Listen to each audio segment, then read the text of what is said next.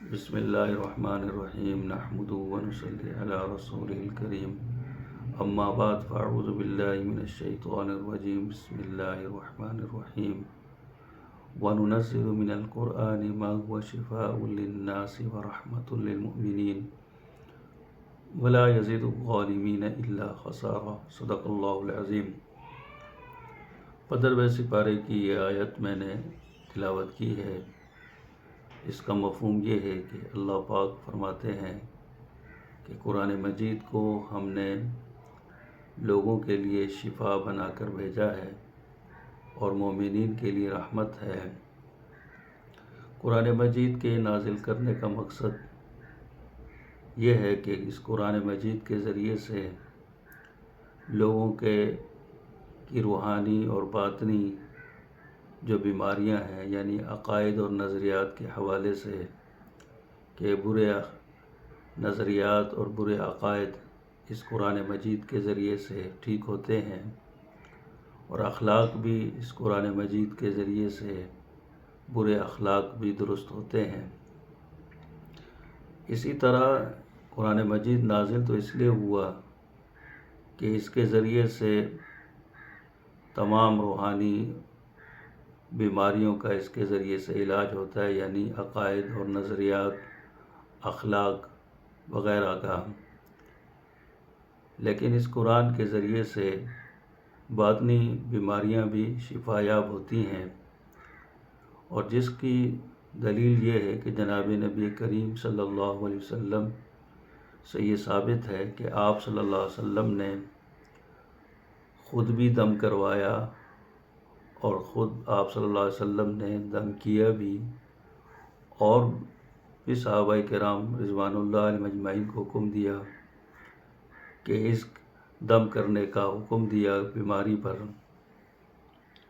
بعض حضرات جو آج کل کے زمانے میں، جیسے میں آج ایک کسی صاحب کی ویڈیو دیکھ رہا تھا، وہ اس میں فرما رہے تھے کہ قرآن مجید کو اللہ پاک نے پڑھنے کے لیے بھیجا اور اس سے ہدایت حاصل کرنے کے لیے بھیجا۔ بالکل درست فرمایا انہوں نے، اس میں کوئی شک نہیں ہے اور یہی حقیقت ہے۔ اور ساتھ میں وہ یہ فرما رہے تھے کہ دیکھیں کہ اس سے بیماری کا علاج کیسے ہو سکتا ہے، کہ کیونکہ پڑھ کر کیسے بیماری کا علاج ہو سکتا ہے۔ تو وہ ان کا کہنے کا مقصد یہ تھا کہ جس طرح اور بیماری کی دوائیاں ہیں، جیسے کہ پیناڈول ہے، ڈسپرین ہے، دوسری دوائیاں ہیں، اگر ان کے نام لے لیے جائیں اور وہ کیا اس سے بندہ ٹھیک ہو جائے گا؟ نہیں ہوگا۔ باقی ان کی بات صحیح ہے۔ تو اسی طرح وہ کہہ رہے تھے کہ کیا قرآن مجید کی آیات پڑھنے سے بھی کوئی ٹھیک ہو سکتا ہے؟ تو یہ ان کی لا علمی کی بنیاد پر یہ باتیں تھیں۔ حالانکہ وہ اگر تھوڑا سا اور مطالعہ پڑھ کر لیتے احادیث کا بھی، اور سب سے پہلی بات تو یہ ہے کہ قرآن اللہ کا کلام ہے، اور دوائیاں اور دوائیوں کے نام کوئی اللہ کا کلام نہیں ہے، اور کہ دوائیوں کا نام لے کر کوئی واقعی ٹھیک نہیں ہو سکتا، لیکن یہ اللہ کا کلام ہے۔ اور پھر رسول اللہ صلی اللہ علیہ وسلم نے اس قرآن مجید کی آیات اور صورتوں سے علاج بھی بتائے ہیں۔ اگر آپ صلی اللہ علیہ وسلم سے بھی یہ ثابت نہ ہوتا تو بھی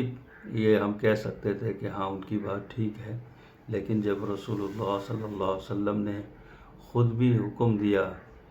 آیات پڑھنے کا، سورہ فاتحہ پڑھ کر دم کرنے کا حکم دیا گیا۔ ام المؤمنین حضرت عائشہ رضی اللہ تعالی عنہ فرماتی ہیں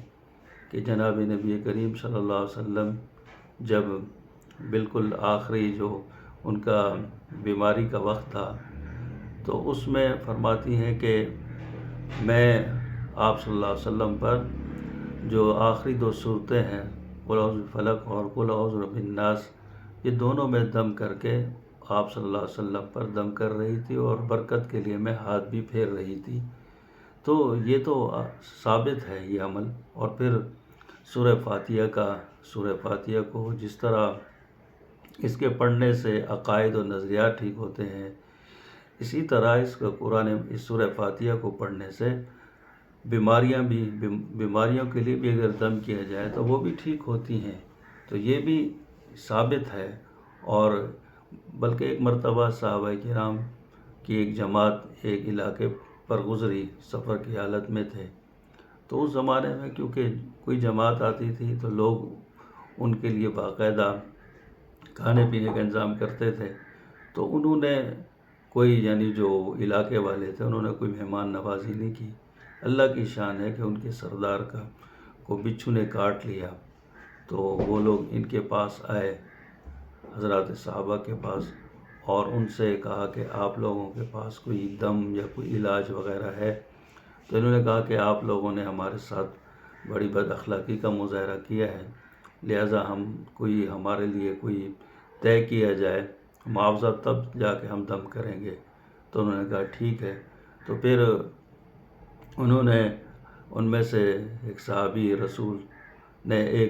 ان میں سے انہوں نے دم فرمایا، سورہ فاتحہ پڑھی ان کے اوپر، اور سورہ فاتحہ کا دم بھی کرتے جاتے، اور ساتھ میں تھوک کی ملاوٹ کرتے تھے اپنے پھونکنے کے ساتھ، تو وہ بندہ ٹھیک ہو گیا۔ تو ایسے کئی واقعات ہیں، رسول اللہ صلی اللہ علیہ وسلم نے دم فرمائے، بلکہ آپ صلی اللہ علیہ وسلم کو بچھو نے کاٹ لیا تھا، تو پھر آپ صلی اللہ علیہ وسلم نے دم فرمایا اور ٹھیک ہو گئے۔ تو یہ کوئی انکار نہیں کیا جا سکتا، انکار لا علمی کی بنیاد پر ہے۔ قرآن ہمارے لیے جہاں اللہ پاک نے اس کو ہدایت کا چشمہ رکھا ہے، تو قرآن کی آیات کو، ان کی صورتوں کو بھی ہمارے لیے اس کے اندر جسمانی بیماریوں کا بھی علاج رکھا ہے، تو انکار نہیں کرنا چاہیے۔ ہاں، یہ جو ہونا چاہیے کہ قرآن سے ہماری غفلت ہے، قرآن ہم پڑھتے نہیں ہیں، قرآن کو ہم سمجھ کر بھی نہیں پڑھتے ہیں، نہ ہمیں قرآن کو دیکھ کر پڑھنے آتا ہے، تجوید کے ساتھ پڑھنا آتا ہے، ان چیزوں کو تو ٹھیک کرنا چاہیے، لیکن یہ ساتھ میں ان چیزوں کا بھی انکار نہیں کر سکتے۔ دوائیوں کے نام کوئی وہ اللہ کا کلام نہیں ہے کہ اس سے کوئی ٹھیک ہو جائے، واقعتاً وہ کھا کر ہی اس کو ٹھیک ہوں گے، لیکن قرآن مجید کو اللہ پاک نے اس کے اندر جسمانی بیماریوں کا بھی علاج رکھا ہے۔ تو یہ ہماری اپنی کوتاہی ہے کہ ہم ایک پہلو کو دیکھتے ہیں، یا کسی کو بس یہ مقصد یہ ہوتا ہے کہ کسی کے وہ نظریات کو غلط ثابت کرنا ہوتا ہے کسی چیز کو، تو وہ ہم سمجھتے ہیں کہ بہت بڑی بات کر رہے ہیں، ایسی بات نہیں ہے۔ اللہ پاک ہمیں دین کی سمجھ عطا فرمائے۔ واقعتاً قرآن مجید وہ جو اس سے ہماری غفلت ہے، وہ پوری امت غافل ہے کہ پڑھنا بھی نہیں آتا۔ جو لوگ ایسی ویڈیو بناتے ہیں کہ یار قرآن پر عمل نہیں کرتے، میری ان حضرات سے درخواست ہے کہ آپ کو قرآن پڑھنا بھی آتا ہے یا نہیں پڑھنا آتا، کہ قرآن مجید تو پڑھ بھی نہیں سکتے ہیں، کیونکہ وہ جو حضرات دلائل بھی دے رہے ہوتے ہیں، بڑے اچھے دلائل دے رہے ہوتے ہیں، اور ہمیں علمی فائدہ ہو رہا ہوتا ہے، ہم ہر ایک کی بات سن کر جو اس سے فائدہ ملتا ہے ہم بھی حاصل کرنے کی کوشش کرتے ہیں، لیکن مجھے لگتا ہے ایسا ہے کہ ان کو قرآن کی آیت بھی پڑھنا نہیں آتی۔ وہ قرآن کی آیت پڑھیں، اس کے ساتھ ٹھیک ہے آیت نمبر بتائیں، لیکن وہ قرآن کی صرف وہ آیت نمبر بتا رہے تھے، میرے خیال میں پڑھنا بھی ان کو صحیح نہیں آ رہا ہوگا، ہو سکتا ہے، لیکن بہرحال آج کل یہ ہے کہ قرآن کو صحیح تجوید کے ساتھ بھی ہمیں پڑھنا نہیں آتا، تو پھر اس کے معانی اور اس کی تفسیر ہمیں کہاں سے معلوم ہوگی۔ اللہ پاک ہمیں قرآن پر عمل کرنے کی توفیق عطا فرمائے، اور شریعت نے جو ہمیں احکامات جاری فرمائے ہیں اس پر ہمیں سب سے پہلے تو ہمیں معلوم ہو، اس کا ہمیں علم ہو، پھر اس پر ہمیں عمل کرنے کی توفیق عطا فرمائے۔ وآخر دعوانا الحمدللہ رب العالمین۔